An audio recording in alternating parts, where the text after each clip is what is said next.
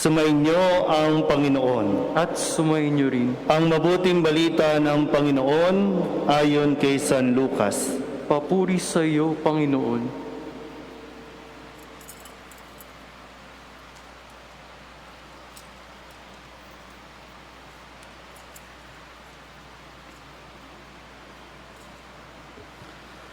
Noong panahong iyon, bumalik si Jesus sa Galilea at sumasa kanya ang kapangyarihan ng Espiritu Santo. Kumalat sa palibot na lupain ang balita tungkol sa kanya. Nagturo siya sa kanilang mga sinagoga at dinakila siya ng lahat. Umuwi si Jesus sa Nazaret na kanyang nilakhan. Gaya ng kanyang kinagawian, pumasok siya sa sinagoga ng araw ng pamamahinga. Tumindig siya upang bumasa at ibinigay sa kanya ang aklat ni Propeta Isaías. Binuksan niya ang aklat sa dakong kinasusulatan ng ganito: Sumasa akin ang Espiritu ng Panginoon, sapagkat hinirang niya ako upang ipangaral sa mga dukha ang mabuting balita. Sinugo niya ako upang ipahayag sa mga bihag na sila'y lalaya at sa mga bulag na sila'y makakakita, upang bigyang kaluwagan ang mga sinisiil at ipahayag ang pagliligtas na gagawin ng Panginoon. Binalunbon niya ang kasulatan at matapos isauli sa tagapaglingkod, siya'y naupo. Nakatitig sa kanya ang lahat ng nasa sinagoga at sinabi niya sa kanila, Natupad ngayon ang bahaging ito ng kasulatan, samantalang nakikinig kayo. Pinuri siya ng lahat at namangha sila sa kanyang napakahusay na pananalita. Ang mabuting balita ng Panginoon. Pinupuri ka namin, Panginoong Hesukristo. Magsiupo ang lahat.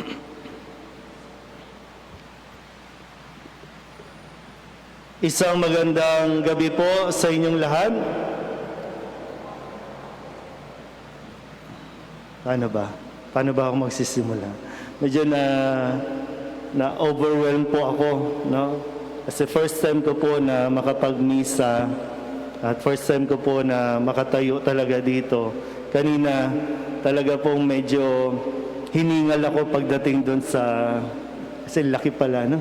Laki pala nitong Santo Domingo Church, no? Pero ganun pa man, salamat sa Nazareno dahil kung hindi siya nakadalaw dito, hindi ko rin mararanasan itong biyaya na makapagmisa po dito sa simbahan, no, ng Lanabal dito sa Santo Domingo. Kaya salamat. No? Kamusta po kayo? Mabuti, no? Pumalakpak nga po yung mabuti. Yan. At least, no, nakikita pa rin natin na may mabuting nangyayari sa atin. Kahit na 10 buwan na tayong nakakaranas ng epekto ng pandemya, pero at least nakikita pa rin natin na mayroon pa rin mabuting na nangyayari sa buhay natin, katunayan na ang Diyos ay napakabuti. Sa amin po sa Quiapo, bagamat dahil nga sa pandemya ay hindi namin magagawa yung tradisyon ng mga deboto, no? Wala kaming prosesyon. Wala yung nakikita po ninyo dati. No? Pero bagamat walang prosesyon, tuloy ang selebrasyon. At hindi mapipigilan ng anumang pandemya, anumang virus, ang pananampalataya natin. Naibahagi ko po ito kasi bago po dito, ang imahe ng Nazareno, dahil hindi makakapunta ang mga deboto sa Quiapo, kaya't ang Nazareno ang pumunta sa mga deboto. Nagsimula po doon sa Our Lady of Manawag sa Pangasinan, lumipat ng San Jose, Nueva Ecija, lumipat ng Cabanatuan, lumipat ng Pampanga, lumipat ng Malolos, ngayon nandito po sa Quezon City, dito po sa simbahan po ng Santo Domingo.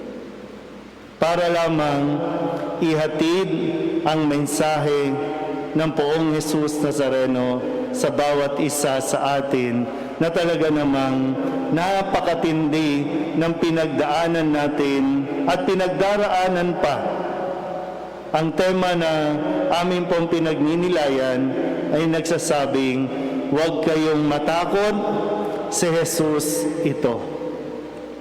Na kung saan talagang marami po nawalan ng trabaho, nawalan ng hanap buhay, nawalan ng kabuhayan o business, at kung ano-ano pa.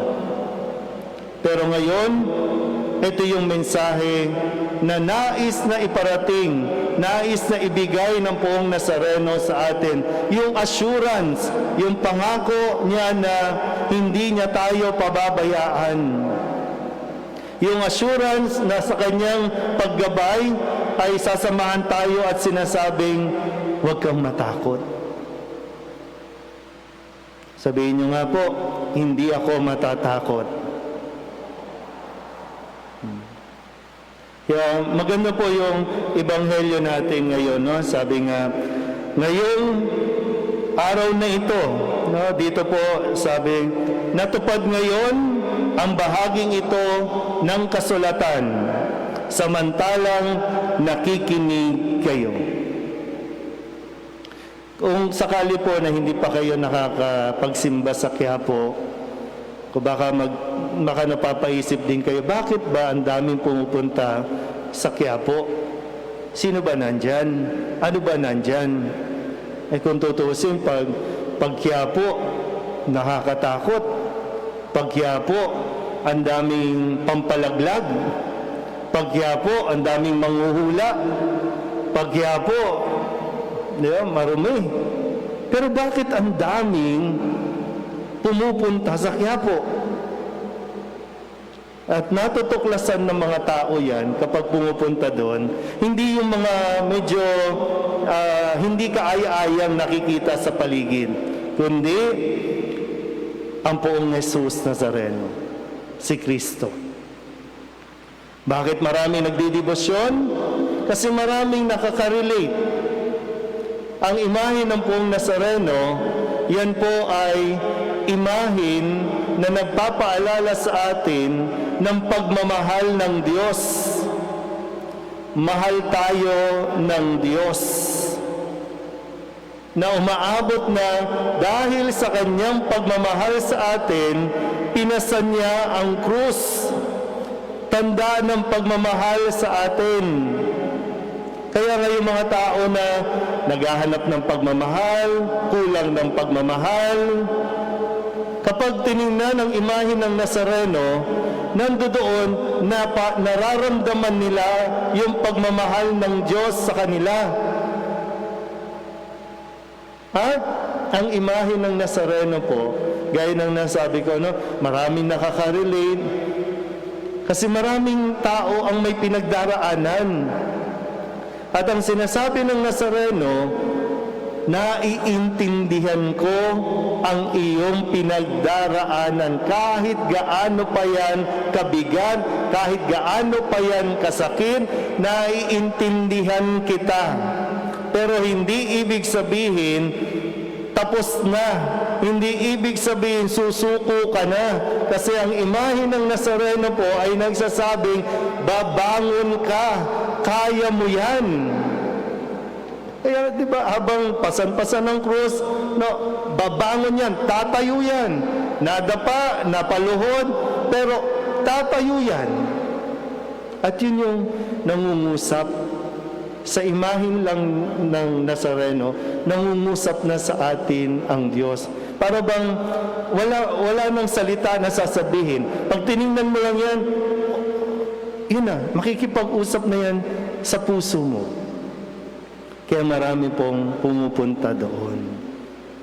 At ngayon din, masunurin naman po ang Nazareno Nagpapasakop naman sa IATA protocol.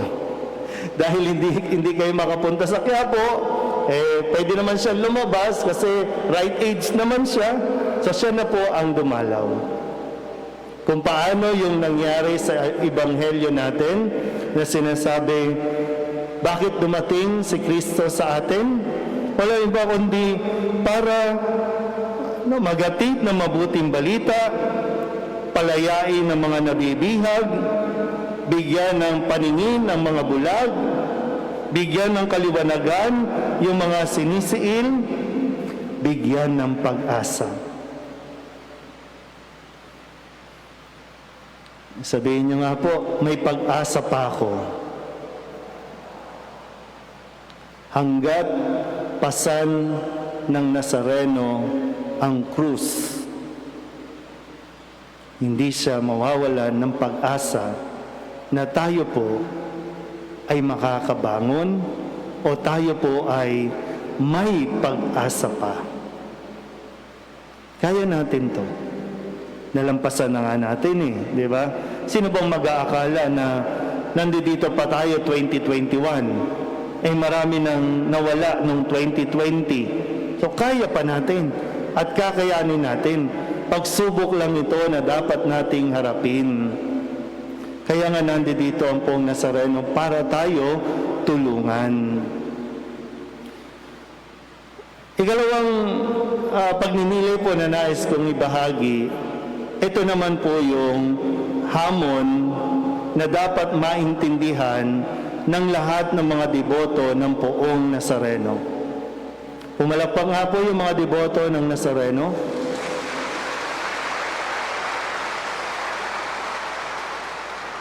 Malinaw po sa Nazareno, sa narinig nating Ebanghelyo, kung sino siya at ano ang dahilan kung bakit siya nandito. At yun yung gusto nating maunawaan din, kung sino ka bilang isang deboto at ano ang dapat mong gawin. Ang pagiging deboto po ay isang biyaya ng Diyos. Pinili ka, hinirang kayo ng Diyos para maging deboto.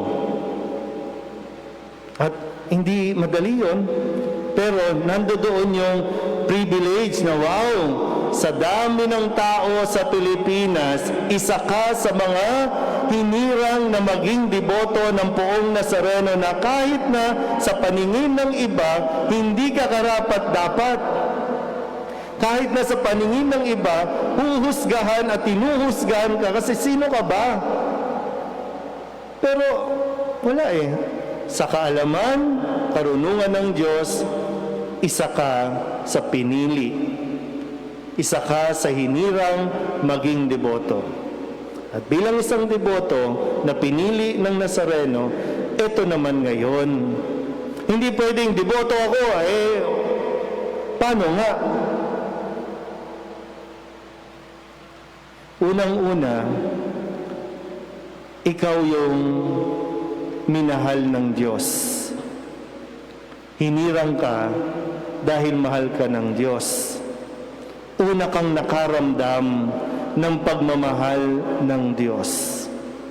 Ngayon, bilang isang deboto, ito naman ang misyon mo.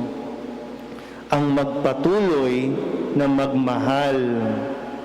Ang tulungan ang mga sabi nga dito, magpahayag ng mabuting balita, tulungan ang mga dukha, palayain ang mga bihag, pero una ka nang pinalalaya ng Diyos. Dahil sa pagmamahal niya, yun ang magpapalaya sa atin. Maliban na lang po kung talaga hanggang ngayon, hindi mo pa ito nararamdaman. Kung hindi mo ito nararamdaman, pag-isipan mo na mabuti bakit hindi. Baka naman ayaw mo lang talaga. Marami po sa atin bilanggo pa. Hindi ng rehas, pero bilanggo ng galit, bilanggo ng nakalipas, bilanggo ng nakaraan, matagal ka nang nais palayain ng Poong Nazareno. Kailangan mong lumaya kasi kailangan ka ng mga tao na kung saan ka isusugo ng Nazareno. Ay. So, hindi tayo pwedeng puro debosyon lang. Hindi tayo deboto sa salita lang. May kaakibat na misyon at responsibilidad ang pagiging deboto. Mukha lang ang tinakpan sa atin. Bibig lang ang tinakpan sa atin. Hindi ang pananampalataya natin. At hindi pwedeng matulog ang ating pananampalataya, lalo pa sa panahon ng pandemya. Diyan tayo dapat mas maramdaman, diyan tayo dapat mas makita, diyan tayo dapat mas lumago. Yung pananampalataya, nasasabayan natin ng disiplina. Ito bang ginagawa natin ngayon, bagamat merong IATF protocol, ito ba ay pananampalataya o ito ay katigasan ng ulo? Dapat makita natin, no? Kasi dapat nababalansin natin yung pagsunod at yung debosyon natin, yung pananampalataya at yung disiplina natin. Ang Nazareno naglalakbay, araw-araw pumupunta para iligtas tayo sa anumang kapahamakan, iligtas tayo sa anumang virus. Baka naman tayo mga deboto, tayo pang tagapagkalat. Ang deboto, hindi tagapagkalat ng virus. Ang deboto, tagapagkalat ng mabuting balita. At ang balita na ikakalat dapat natin, yung sinasabi sa ating, huwag tayong matakot, kasama natin si Jesus. Sabihin nyo nga po, hindi na ako matatakot. Baka mamaya, suwayin ninyo yung mga protocols natin. Hindi ako natatakot. Iba yon, ha? Katigasan ng ulo yon, ha? Ang sinasabi dito, hindi tayo natatakot.